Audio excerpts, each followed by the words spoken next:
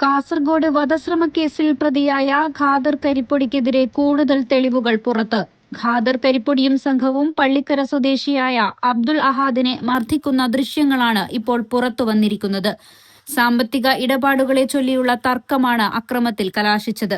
മർദ്ദനത്തിൽ അബ്ദുൽ അഹാദിന്റെ മുഖത്തും കണ്ണിനും പരിക്കേറ്റിട്ടുണ്ട്.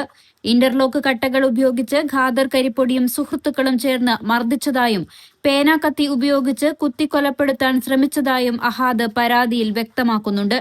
പരിക്കേറ്റ അഹാദ് നിലവിൽ കാസർഗോഡ് സഹകരണ ആശുപത്രിയിൽ ചികിത്സയിലാണ്. സംഭവത്തിൽ കാസർഗോഡ് ടൗൺ പോലീസ് ഖാദർ കരിപ്പൊടി ഉൾപ്പെടെ 3 പേർക്കെതിരെ ജാമ്യമില്ലാ വകുപ്പ് പ്രകാരമാണ് കേസെടുത്തിരിക്കുന്നത്. കേസ് രജിസ്റ്റർ ചെയ്തതിന് പിന്നാലെ ഖാദർ കരിപ്പൊടി ഇപ്പോൾ ഒളിവിലാണ്.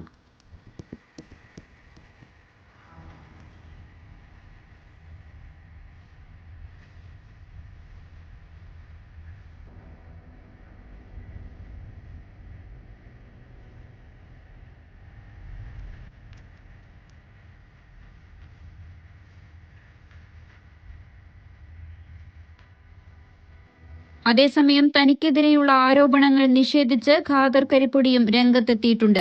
അഹാദ് ലഹരി ഉപയോഗിച്ച് തന്നെ ആക്രമിക്കാൻ വരികയായിരുന്നുവെന്നും അതിനെ പ്രതിരോധിക്കാൻ മാത്രമാണ് താൻ ശ്രമിച്ചതെന്നുമാണ് ഖാദർ കരിപ്പൊടിയുടെ വാദം.